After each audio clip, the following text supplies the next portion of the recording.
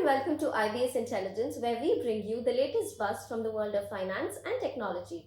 I'm Gloria Metri, reporter at IBS Intelligence. And I'm Pooja Sharma, assistant editor and reporter at IBS Intelligence.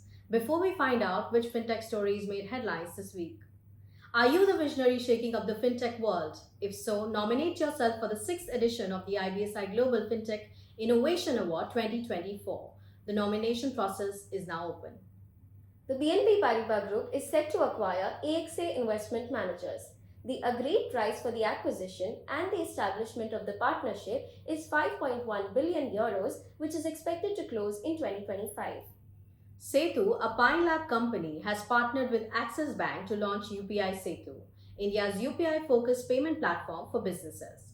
The platform supports a wide range of UPI products, from basic QR payments to autopay, EMI, and third-party validation services. Kuwait's Boubian Bank has selected Temenos to modernize its core banking systems.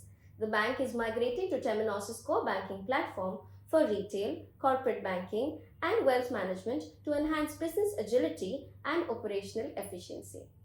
ANZ has agreed to acquire Suncorp Bank to grow its retail and commercial business in Australia. Suncorp Bank will continue to be led by current CEO Clive Van Horen.